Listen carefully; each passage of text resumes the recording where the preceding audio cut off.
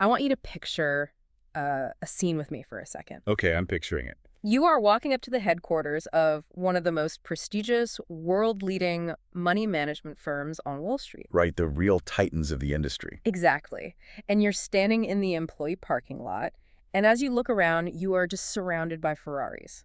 Oh, wow, just everywhere. Everywhere, row after row of like gleaming, engineered perfection, custom paint jobs, pristine leather, V12 engines just idling. It's the ultimate status symbol. It really is. I mean, to anyone on the outside, someone just driving past on the street or a business student looking up at those imposing glass towers, this is the absolute pinnacle. The mountaintop of capitalism. Right. This is the visual proof that you have completely conquered the game.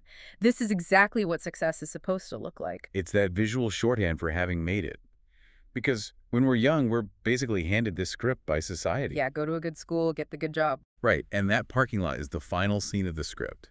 It tells you that if you have the intelligence, the grit, and just the sheer force of will to endure the corporate grind, you will eventually be handed the keys to one of those cars. And there's an unspoken promise there, isn't there? Absolutely. The promise is that the keys to that car are the keys to a happy life. But then you actually step inside the building. And the illusion breaks. Completely shatters. You walk past the marble security desk, you ride the mahogany elevator up to the trading floor, and you actually talk to the people who own those Ferraris. And what do you see? You observe the culture, and it is not a utopia of fulfilled, self-actualized winners. It is a toxic, paranoid battleground. Yeah, it's ruthless. You have salespeople who are literally at each other's throats, engaging in internal warfare to take credit for new business wins. Sabotaging their own teammates. Exactly.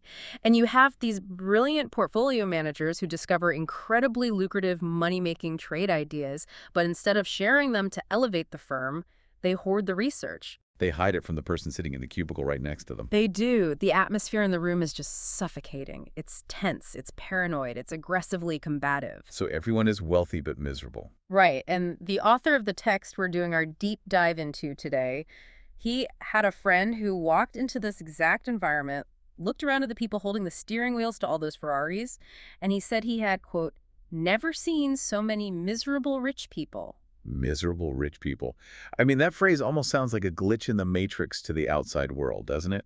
It sounds like a total oxymoron. Right, because we are so deeply conditioned to believe that wealth and misery are mutually exclusive, especially at that elite level of corporate achievement. You think, well, if I have $10 million, how could I possibly be sad? Exactly.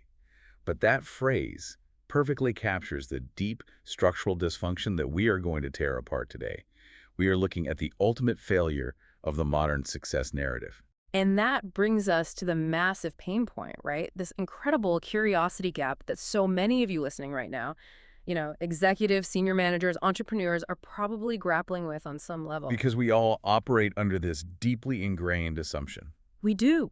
We assume success brings happiness. We chase the promotions. We uproot our families to move across the country for these elite firms. Sacrifice our weekends. Weekends, sleep, peace of mind, all to hit those quarterly targets. But what if we are just operating in a complete mental fog? What if this entire equation is fundamentally backward? That is the pivotal question of our era for anyone in a leadership position. And that's why today's deep dive is functioning as an executive intelligence brief. Right. We are getting into the real mechanics of this. We are. We're placing a documentary lens over a fascinating text titled, Don't Become a Miserable Rich Person, Redefine Success. Catchy title. It is, and it's a brilliant piece of analytical work because it bridges the cutthroat realities of elite organizational management with the hard, empirical science of positive psychology. So no motivational fluff today. Zero fluff. We are dealing in behavioral economics, incentive structures, and human neurology. I love that. We're going to extract a framework designed to completely reverse that traditional success to happiness equation. And we're going to unpack the PERMA model. Yes, the PERMA model.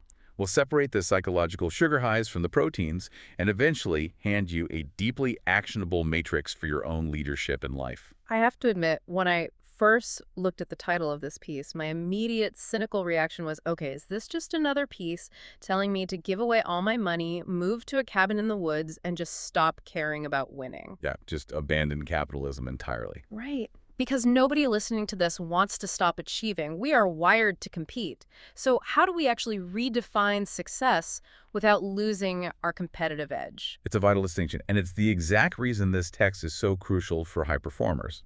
This is absolutely not about abandoning ambition. Okay. To understand how we maintain our edge without destroying ourselves, we have to look at the human behavior, the incentive structures, and the psychological realities of elite performance. So we need to understand the machinery of these top-tier organizations. Exactly. We need to look at exactly why they so often act as automated factories for human misery, despite all the incredible wealth they generate. And how a strategic leader can step into that environment, diagnose the broken machinery, and completely rewire the culture for sustainable dominance. That's the ultimate goal here. So where do we even begin diagnosing a problem that massive? Because this assumption that winning equals happiness, it's practically the air we breathe in the corporate world. We begin by examining the default mindset of the high achiever. We have to understand the psychology of the person driving the Ferrari before we can fix the company that bought it for them. Makes sense. And the author of this text uses his own career trajectory as, like, the ultimate case study to explore this phenomenon. He refers to this state of being as living in a mental fog. Let's look at his resume, actually, because if anyone has the credibility to talk about the pinnacle of corporate success, it's him. Oh, absolutely. It's a bulletproof resume. He spent 10 years at State Street in Boston. Then he makes a massive cross-country move to PIMCO in Newport Beach, California, for another 5 years. Huge moves. Then another massive pivot to T. Rowe Price in Maryland. I mean, for anyone in finance, those aren't just jobs. No, those are the titans of capital allocation. Exactly. Top-tier asset management. Yeah. It's the exact trajectory that society, business schools, and, every algorithm on LinkedIn tells us we should be desperately fighting to achieve. It is the prototypical picture of upward mobility. You move to the centers of global financial power, you take on larger mandates, acquire the prestigious names for your CV. You're climbing the ladder exactly as instructed. Right. But his confession here is incredibly vulnerable, and from an organizational psychology standpoint, deeply instructive. What does he admit to? He admits that for the vast majority of his professional life, his sole, all-consuming goal was simply advancing his career. Just getting to the next rung. Yeah. Aside from his family, it was the only thing occupying his cognitive bandwidth. The deeper, more profound questions about long-term goals, legacy, actual sustainable happiness, they were just lost. Wow. Everything was completely subsumed by the gravitational pull of professional advancement. Completely. And he calls that the mental fog. I kept visualizing this analogy while reading his account. It's like you are behind the wheel of an incredible high-performance sports car on a highway, but you are driving through an incredibly heavy, blinding fog. I love that visual. You've got your foot hammered down on the gas pedal, the engine is roaring, you're making incredible time, you are blowing past everyone else on the road. You feel the adrenaline of the speed. Right, but you have absolutely no idea if you are actually heading to the right destination. You are relying entirely on instinct, just reacting to the few feet of asphalt you can see directly in front of your bumper. That is a phenomenal encapsulation of the executive condition. And the author literally uses that exact phrasing. Goal blindness. Goal blindness, that's powerful. He says that only recently, having finally arrived at this absolute pinnacle where the scope of his responsibilities exceeded his own wildest expectations, did the fog finally start to clear. The engine finally quieted down. Exactly. Yeah. And it was only then, standing at the summit, that he asked himself, for the very first time in his entire life, am I setting goals that will actually increase my happiness? Man, it is terrifying to think you could spend 3 decades climbing a mountain, only to realize at the top that you climbed the wrong mountain. It's a tragedy that plays out every day in corporate boardrooms. And that realization brings us to a concept that completely shatters the default mindset we just described. We could call it the Agassi paradox. The Agassi paradox, yes. Because if we are setting goals blindly in that fog, the default assumption running in the background of our brains is always, when I achieve this specific goal, I will be successful. And therefore, once I am successful, I will finally be happy. Right. Success equals happiness. That is the flawed mathematical equation running the engine of modern capitalism. But the author gives us the ultimate counterexample to destroy this myth. He brings up the legendary tennis player Andre Agassi, and specifically his memoir, open. Yes, Agassi's memoir is a brilliant, tragic case study for this exact psychological phenomenon. Because Andre Agassi wasn't just a moderately successful tennis player who felt a bit unfulfilled. No, he was ranked as the absolute best tennis player in the entire world. He conquered his domain entirely. There was no higher peak for him to reach. Yet, as he reveals in his memoir with just brutal honesty, he was deeply, profoundly, existentially miserable for almost all of it. There's a quote from Agassi that the author highlights, and it's the kind of quote that just stops you in your tracks and makes you rethink everything. Let's go. Agassi says, "A win doesn't feel as good as a loss feels bad. Not even close." He spent the vast majority of his career, starting from when he was a very young child, forced into the sport, constantly thinking to himself, "I hate tennis." The best player in the world holding the championship trophy, internally screaming that he hates the game. We need to really analyze the mechanics of that asymmetry for a moment, because it explains the psychology of the miserable Wall Street executives perfectly. A win doesn't feel as good as a loss feels bad. Exactly. When your entire identity, your self-worth, and your operational framework are tied exclusively to an external metric of success, winning the Grand Slam, getting the vice president title, closing the $100 million deal, the victories eventually cease to be sources of joy. They just become the baseline. They become a baseline expectation. When you win, you don't feel ecstasy, you just feel a fleeting, exhausted sense of relief that you didn't fail. You survived another day. Right. But the losses are not just setbacks, they're existential threats. They destroy your entire sense of self. Okay, I'm going to stop you right there because I have to play the role of the skeptical listener here. I want to push back on this quite a bit. Go for it. Isn't that intense, agonizing pressure just the necessary price of greatness? I mean, we have this massive cultural mythology around the tortured genius. Oh, definitely. We idolize the obsessed CEO who sleeps under their desk. We revere the suffering athlete who sacrifices their body and their mind for the win. Like, didn't Michael Jordan notoriously punch a teammate? Wasn't Steve Jobs a terror to work for? They were, yeah. So if Agassi was the best in the world, or if Jobs built the most valuable company in the world by running a high-stress, abrasive, fear-driven culture, maybe that misery is just the high-octane fuel required for elite performance. You're saying maybe you simply cannot have the trophies without the trauma. Right. Maybe it's a necessary evil. It's a very fair challenge, and frankly, it's the most common defense used by boards and managers to justify highly toxic work cultures. They say, look at the scoreboard. The misery is working. Exactly. The results speak for themselves. And the author of our text does not shy away from this reality. He acknowledges that there are certain profiles of people who genuinely seem to thrive in combative, zero-sum, in-your-face environments. The people who love the smell of napalm in the morning. The corporate warriors, exactly. But here's the critical synthesis, the uncomfortable truth that any leader listening to this needs to internalize. What is it? Relying on misery, paranoia, and the terror of losing as your primary engines for performance is fundamentally inefficient, and it is entirely unsustainable for long-term organizational health. Because it burns people out. Exactly. Yeah. Yes, a tortured genius might produce a masterpiece. Yes, Steve Jobs could bend reality through sheer tyrannical will. But what is the cost of that model? It leaves a wakes of destruction. Agassi is the definitive proof that intrinsic rewards are completely divorced from external accolades. You might squeeze a few championships out of an athlete by making them fear losing. Or squeeze a few record-breaking quarters out of a sales team by keeping them paranoid about being fired. Right. But eventually, inevitably, the machinery breaks down. People burn out, they sabotage each other, they leave.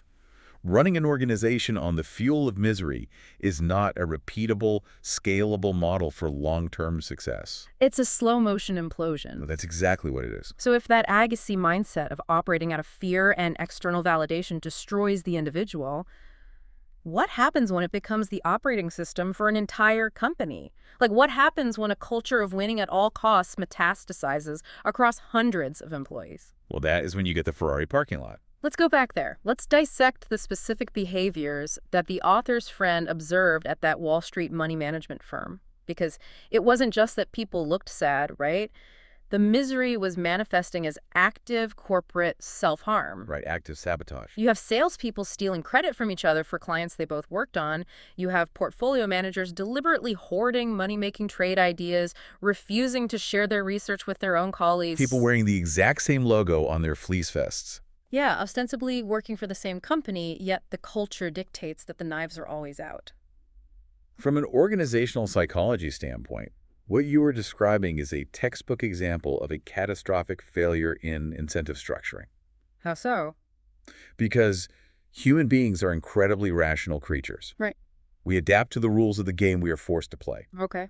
When an organization defines success through a singular, narrow, highly individualized external metric, in this specific case, winning new mandates and generating alpha for your specific book of business, irrespective of how that is achieved, it invariably breeds a hyper-individualistic zero-sum culture. Because the structure literally demands it. Exactly. If my year-end bonus, my promotion, and my ability to buy that Ferrari depends solely on my individual P&L statement, and I happen to discover a brilliant market-beating trade idea, We're not going to share it. why would I? If I share that idea with you, my colleague, I am essentially diluting my own value to the firm. I am making you look as smart as me. The organization has incentivized you to view your teammate as a direct threat to your livelihood. Precisely. It is institutionalized sabotage. And this is where the tortured genius defense completely falls apart at scale. Because the firm is hurting itself. Right. The organization might be hitting its financial targets in the short term. The board might be happy.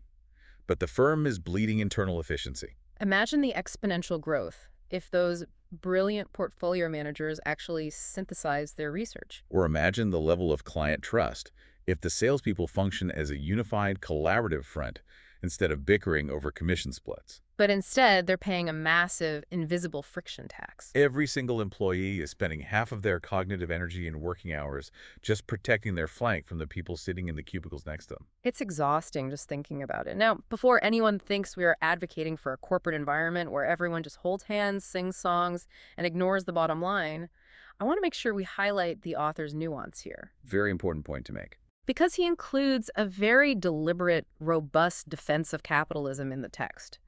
He is absolutely not saying we should abandon our ambitions. He's not anti-wealth, and he's certainly not anti-capitalism. No, not at all. He is a financial executive. He understands the mechanism of markets. He explicitly states that capitalism, despite its flaws, is far better than the alternative failed economic models we've seen throughout history. Right. He says there is nothing inherently wrong with being highly successful, generating wealth, or being an elite tennis player. In fact, he suspects that many professional athletes who focus on intrinsic goals, the love of the game, the mastery of the craft, actually enjoy their careers far more than Agassi ever did. And they often achieve longer-lasting success, too. Exactly. So the distinction he makes is vital for the modern executive. The goal isn't to stop caring about profits. The goal is maximizing profits for shareholders while simultaneously caring for the employees, the clients, and the environment. It's an and equation, not an or equation. Redefining success isn't about lowering your ambition. It's about making your ambition sustainable so it doesn't consume you and your team from the inside out. It is the shift from a brittle form of success to a resilient form of success. A brittle success, I like that. Those miserable rich people in that Wall Street parking lot have achieved a highly brittle success. It looks shiny, it looks imposing, but it shatters under the slightest pressure because there is absolutely no structural integrity behind it. Okay, so we have deeply diagnosed the illness. We understand the mental fog. We see the flawed equation that success equals happiness, and we see the toxic zero-sum culture that it inevitably creates. The problem is clear. So how do we cure it? If the old equation is broken, what is the new one? The author argues that we have to execute a complete radical paradigm shift. We have to reverse the fundamental engine of human motivation. And to explain how, he brings in Sean Aker.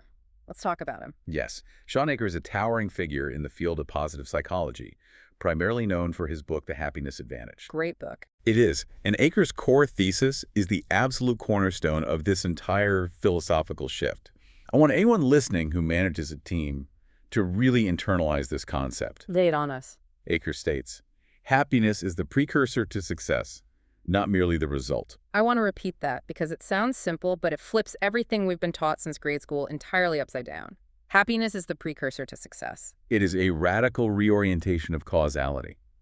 Let's unpack the profound strategic implications of that for a corporate executive. Yeah, let's break it down. If you operate under the old, flawed model, the belief that success brings happiness, then employee well-being is viewed as a luxury. It's a secondary perk. It's the ping pong table in the break room, the casual Friday policy, or the holiday bonus. Exactly. You manage your team with the mindset of push hard, suffer now, and once we hit our Q4 targets, then we will celebrate. Then the team will be happy. But if you accept Aker's science, If you accept the empirical data that happiness leads to success, that a brain operating in a positive state is significantly more creative, more resilient, and more productive than a brain operating in a state of fear or neutral stress, then treating well-being as a perk is a massive, negligent strategic failure. wow, it's not just a nice to have, it's a must have. Happiness suddenly shifts from being an HR initiative to a baseline operational requirement for peak performance.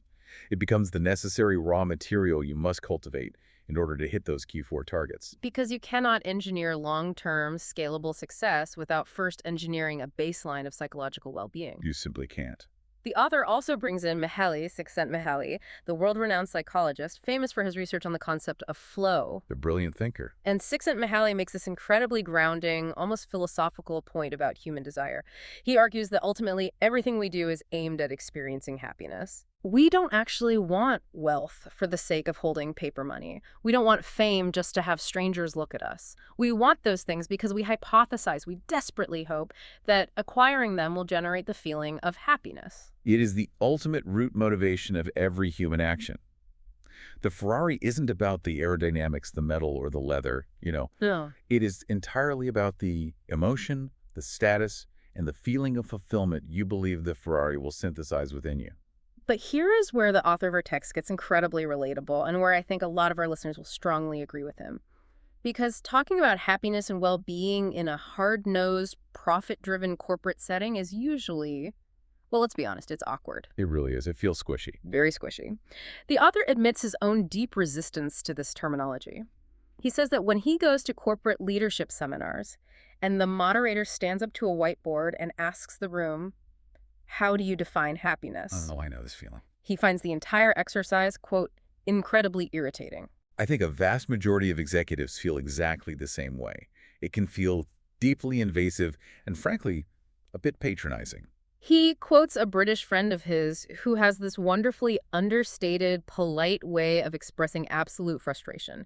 Instead of blowing up or rolling his eyes, this friend just mutters in his British accent. This is incredibly irritating. That's hilarious. And the author feels exactly the same way when executive coaches get too personal too fast. He articulates the internal monologue perfectly. What does he say? He basically says, "I don't know you, seminar moderator person. You are a stranger.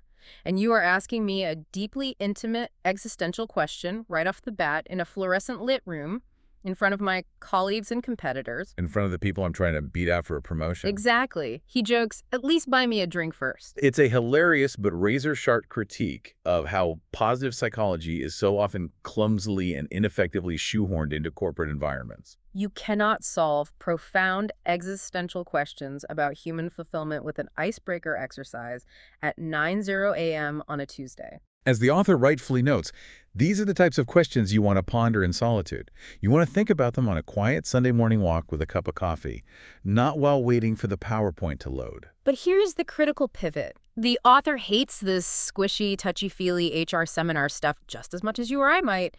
He is a hardcore analytical finance guy. He lived in the numbers. But he adopts this framework anyway. Why? Because the science is undeniable. He's an analyst at heart, and he cannot ignore the data. He has to face facts. So he faces a dilemma.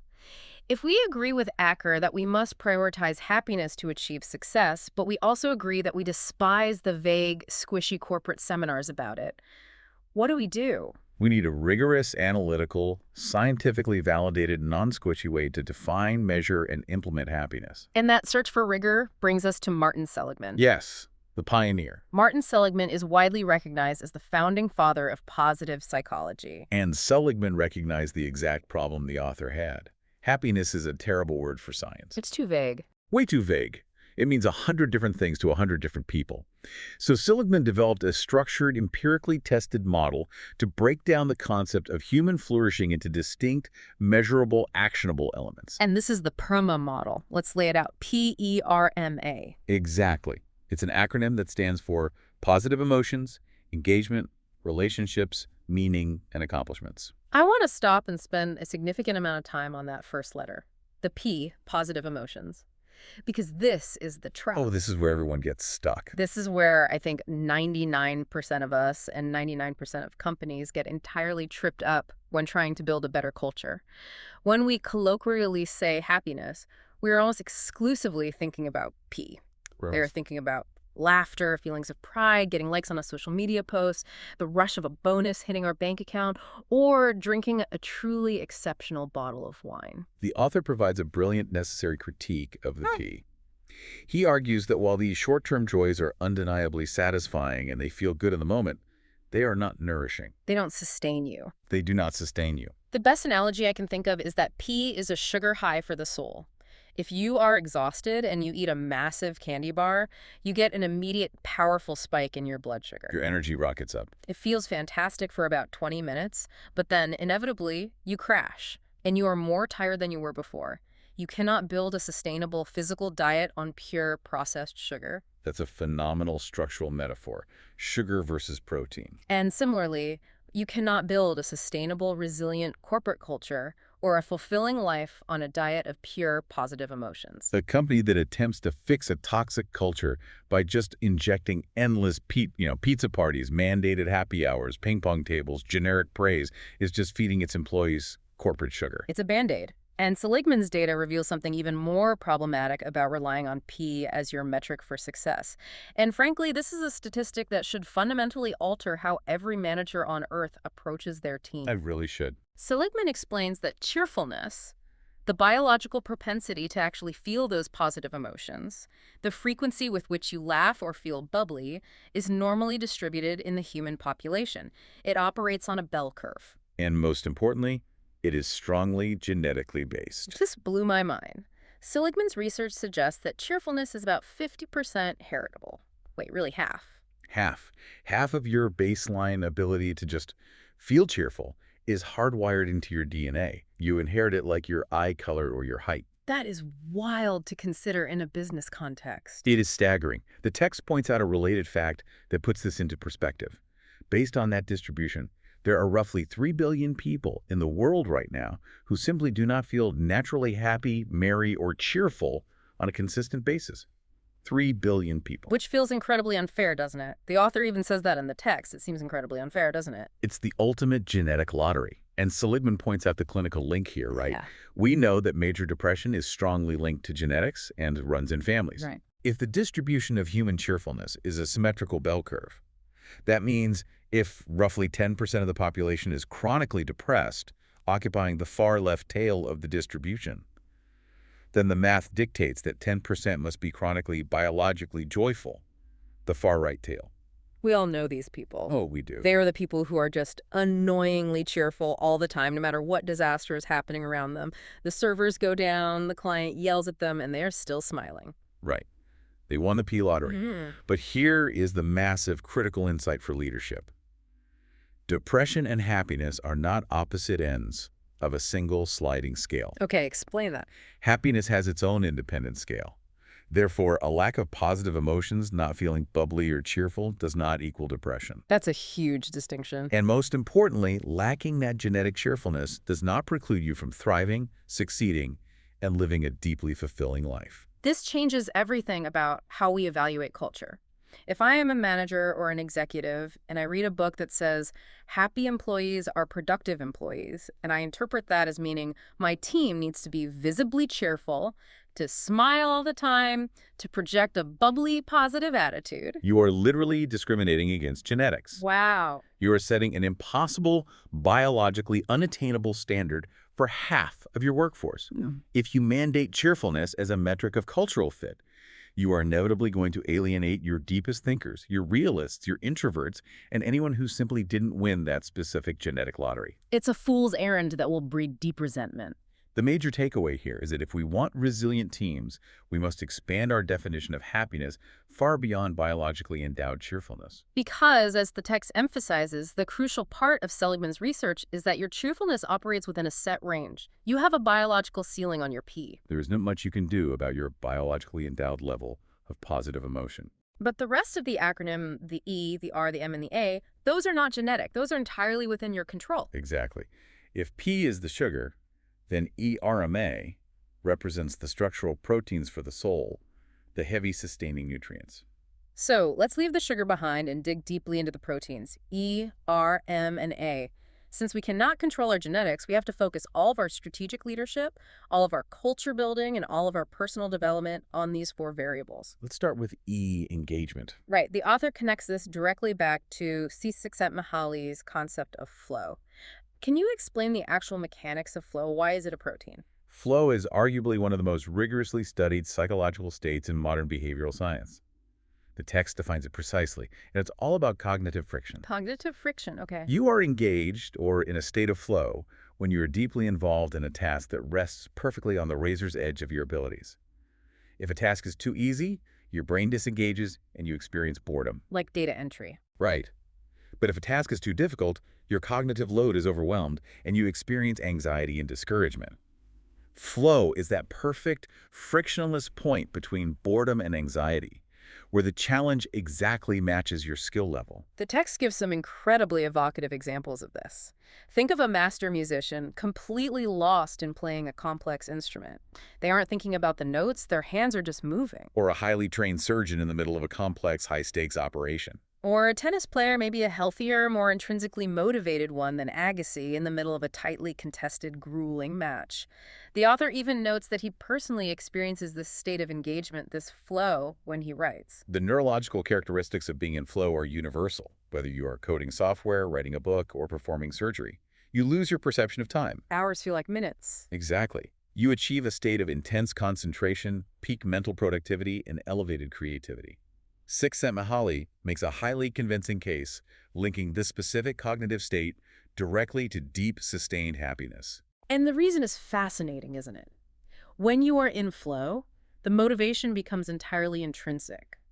You aren't doing the task for the trophy or the bonus or the Ferrari. The act of doing the task is the reward. The brain is nourishing itself through the effort. So that is engagement. Then we have the final three letters: relationships, meaning, and accomplishments, the R, M, and A. The text explores how these three elements contribute to a profoundly fulfilling life, completely independent of those short-term positive emotions we talked about earlier. And this is where the author, this analytical finance executive, shares a deeply human, very personal note about his own son, Charlie. It's a beautiful, unexpected inclusion in what is otherwise a very strategic, corporate-focused text. What does he say about Charlie? He explains that his son, Charlie, may struggle with positive emotions of P at times. He might not naturally have that bubbly cheerfulness. But thanks to understanding the Your MA framework, the author knows that as a father, he doesn't need to force his son to smile. That must be such a relief for a parent. It is. He knows that Charlie can still lead a wonderfully happy, deeply wholesome life. By helping Charlie focus on building strong relationships, finding meaning by contributing to something bigger than himself, and working toward accomplishments, Charlie achieves a form of wellness that is much more important and infinitely more durable than just feeling happy in a fleeting sense. It really reorients your entire perspective, not just on leadership, but on parenting, right? It is not about forcing people to project an emotion. It is about giving them the tools to build a life of substance. Exactly. To tie our metaphors together, the author uses this incredibly evocative rocking chair visual to drive home the difference between P and Urama. Paint that picture for us because it crystallizes the entire theory. Okay, imagine an old man sitting in a rocking chair on his porch at the end of his life. He's looking back, contemplating his decades, and he feels a deep, resonant peace. He thinks to himself, that was time well spent. Right. Now, why does he feel that way? He doesn't feel good just because he had a lot of laughs in his 20s, or because he drank a lot of good wine, or ate a lot of candy, the sugar, the pee. Those things fade. They're gone. He feels that profound peace because of the ERMA. He feels good because he built positive, enduring relationships over decades. He feels good because he worked diligently toward major accomplishments. He lived a life of meaning. If we extend your earlier architectural metaphor, ENMA represents the structural integrity, the steel beams, and the load-bearing walls of a career and a life. And the P? The P, the positive emotion, is just the paint job on the house. A fresh coat of paint looks nice. It makes the house look appealing from the street. But when a Category 5 hurricane hits, when a Q4 stress test arrives, Right. or a market crash happens, the paint peels off immediately. And if you don't have the load-bearing walls of relationships and meaning, the entire roof caves in. Yes. For far too long, corporate leaders have been obsessed with managing the paint. We measure employee satisfaction by sending out surveys asking if they are happy, which usually just measures their current mood, or if they like the catering that week. Leaders need to stop managing the paint and start building the structure. And you build that unshakable structure through engagement, relationships, meaning, and accomplishments. Okay, this is the pivotal moment. We have the theory, we understand the neurology of flow, the structural framework is brilliant, but let's get tactical. Let's do it. Because the listener right now is thinking, this is a great philosophy, but I have a supply chain crisis, a board meeting on Thursday, and quarterly earnings to report. Real-world problems. Exactly. How does a busy executive actually implement this ERMA protein diet into their team's daily workflow? The author does not leave us hanging. He gives us a highly practical, brutally revealing leadership tool. It is what we can call the Benno World matrix. It is an incredibly demanding diagnostic tool. It is a dual-lens grid. Dual lens, meaning looking at two different perspectives. Right. It takes the 4 controllable, non-genetic elements of permanent engagement, relationships, meaning, and accomplishments, and forces you, the leader, to analyze them through 2 distinct, often conflicting lenses. Which are? You, the individual employee or leader, and your organization, the collective structure. I want to walk through the specific questions on this grid slowly. We cannot rush this because this is where the theory collides with the brutal reality of corporate politics. Let's start with engagement. Okay. Under the you column, the individual lens, the question you must ask is, does your expertise match your challenges? When do you experience flow? Answering that requires a fearless self-audit. If you are experiencing chronic burnout, it might not just be because you're working too many hours. It might be because the challenges you are facing far exceed your actual expertise, throwing you into a state of permanent anxiety. And conversely, if you are apathetic and disengaged, your expertise might dwarf your daily challenges, leaving you in a state of permanent boredom. Exactly. But then we move to the organizational lens. Under your organization for engagement, the question shifts. Do performance metrics, feedback systems, and collaboration models encourage flow? And this is exactly where 90% of modern corporations fail spectacularly, isn't it? Completely fail. Right. If we look at this through a hard business lens, we have to ask, how often do our meticulously designed corporate metrics actually interrupt and destroy flow rather than encourage it? Give me an example. Think of a brilliant software engineer. They are in a deep state of flow, solving a complex algorithmic problem. They are fully engaged, and suddenly they get a ping on Slack, demanding an immediate status update on a trivial KPI for a middle management report. The organization's communication model has just actively detonated the employee's engagement. Boom. It takes them 20 minutes to get Yeah. back into that cognitive state. You are bleeding productivity because your systems punish flow. It is so true. We have literally structured our corporate days around the expectation of constant interruption. Let's look at the next row, relationships. For you, the individual, the question is, do you prioritize relationships at home and work? Do you have relationship goals? Notice the deliberate phrasing there. He says at home and work. The integration of the whole person is paramount here.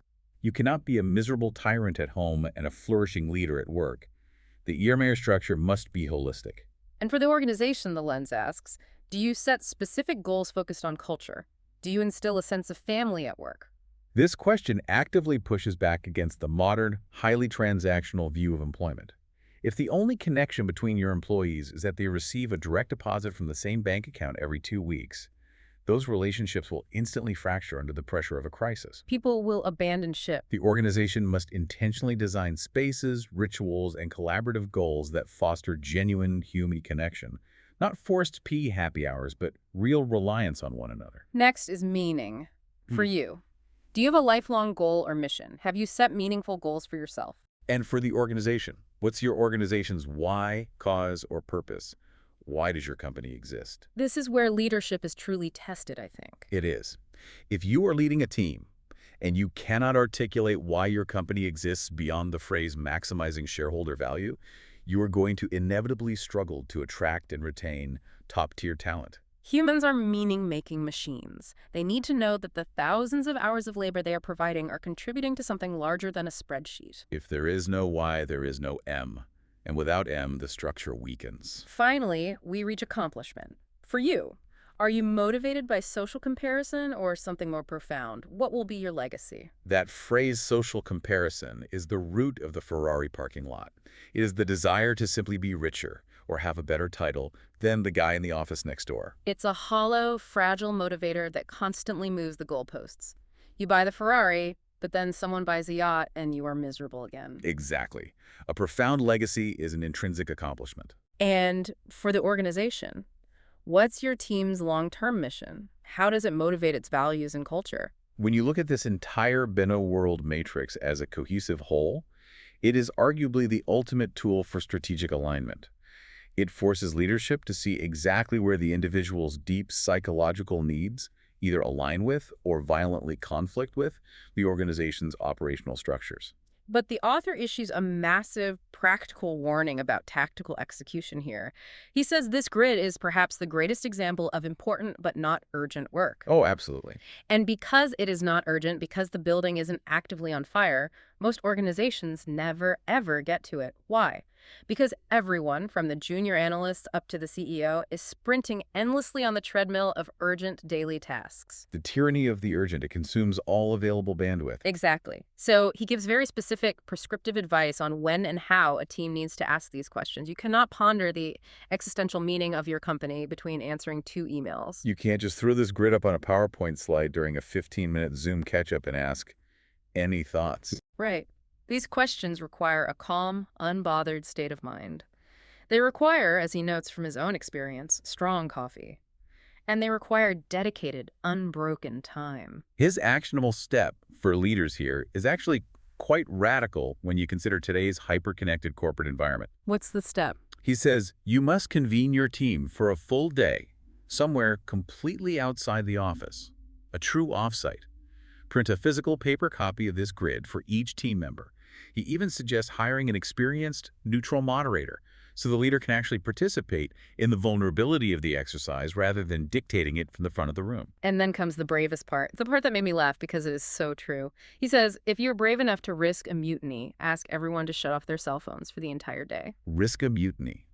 That specific choice of words is incredibly revealing about our current state of work. I want to push back on him here because I can hear the listeners groaning. If I am a CEO and I tell my executive team to turn off their phones for 8 hours on a Tuesday, my board might literally fire me. They might try. The idea of being disconnected from email, from the markets, from Slack for an entire day is viewed as a literal dereliction of duty. It is a mutiny against the modern religion of accessibility. Your reaction is exactly why the author uses that word. It highlights how profoundly addicted corporate teams are to that treadmill of urgency. Yes, turning off the phones will cause immense anxiety for the first hour. People will have phantom vibrations in their pockets. They really will. But you have to weigh the cost. If you do not forcefully break that addiction to the urgent, you can never engage with the important. If you are constantly reacting to the few feet of fog in front of your bumper, you can never pull the car over, unfold the map, and realize you were driving in the wrong direction. The offsite is pulling the car over. Exactly. And positive psychology, as the author concludes this incredible text, goes far beyond just providing us with these difficult questions. It provides the definitive answers. It reveals, through empirical data, that human beings flourish and thrive under 3 specific reproducible conditions. Let's hear them. 1, when they engage in tasks that are challenging yet perfectly match their capabilities, allowing for flow. 2, when they maintain positive, non-transactional relationships with the people around them. And 3, when they find profound meaning and a sense of intrinsic accomplishment in their work. It sounds simple when distilled down like that, but it is brutally difficult to execute. As the author notes, nothing here is necessarily surprising or groundbreaking on its face. The wisdom is ancient. But these conditions for human thriving are timeless, and they are tragically, systematically ignored in the traditional brute force business approach to setting goals and managing people. It requires a deeply courageous leader to look at their own organization, to look at the profitability of their toxic superstars, and admit that the traditional incentive structures, the exact structures that created those miserable rich people on Wall Street, need to be dismantled. It requires bravery to replace a culture of fear with an environment that systematically fosters ERMA. Let's synthesize this entire executive intelligence brief. We started our journey in that parking lot, surrounded by the gleaming Ferraris and the invisible, suffocating misery of the people who owned them. We diagnose the mental fog of blind ambition, the deeply flawed assumption that if we just push harder, win more, defeat our colleagues, and dominate our markets, happiness will magically materialize at the finish line. The Agassi paradox. The realization that winning just feels like surviving and losing feels like death. Right. And then we flipped that paradigm completely on its head. We explored Aker's groundbreaking research proving that success rarely, if ever, brings sustainable happiness. Counterintuitively, it is the exact inverse. Happiness is the necessary precursor. A flourishing mind is the engine that generates elite success. And crucially, we learned that this requisite happiness has absolutely nothing to do with forcing a smile, toxic positivity, or winning the genetic lottery for cheerfulness. It is not about the sugar high of the pea. It is about the deep, structural, architectural nourishment of engagement, relationships, meaning, and accomplishment.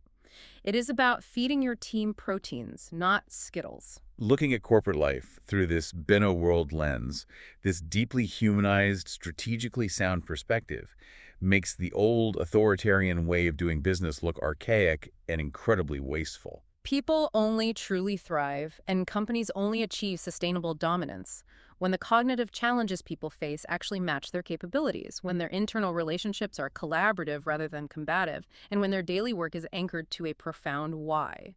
I want to leave everyone listening with a final, highly provocative thought drawn directly from the text's conclusion. Please do. The author recommends an exercise. Start with this expanded, protein-rich definition of happiness, the ERMA framework, and work your way backward to your corporate and personal goals. Think about what that shift in perspective does. If you design your quarterly targets, your compensation structures, and your daily schedule backward from a desired state of flow, meaning, and connection, that heavy mental fog we talked about at the beginning, You will instantly clear. You will suddenly see your long-term ambitions and the toxic obstacles standing in your way with absolute crystal clarity. and for any hard-charging executive worrying that focusing on meaning and flow will make you soft or make you lose your competitive edge in a ruthless market, the author addresses that fear directly. She says, do not worry. Building your life on ERMA has absolutely nothing to do with being less ambitious. In fact, it is the opposite. When you are operating with profound meaning and deep, frictionless engagement, the data suggests that you will set a significantly higher bar for yourself. You will achieve vastly more than you ever could when you were just running on the finite, exhausting fumes of misery and paranoia. You will still reach the mountaintop. You will still achieve elite success. You just won't be miserable when you finally plant your flag there. But, as he notes right at the very end with a great touch of irony, when you finally define success on the terms of your own ERMA, you might just find that you lose entirely your interest in buying that Ferrari. It just won't matter to you anymore. So my question to you is, what does your organizational grid look like today? I invite you to take that Sunday morning walk, grab a cup of strong coffee, leave your phone at home, and figure it out.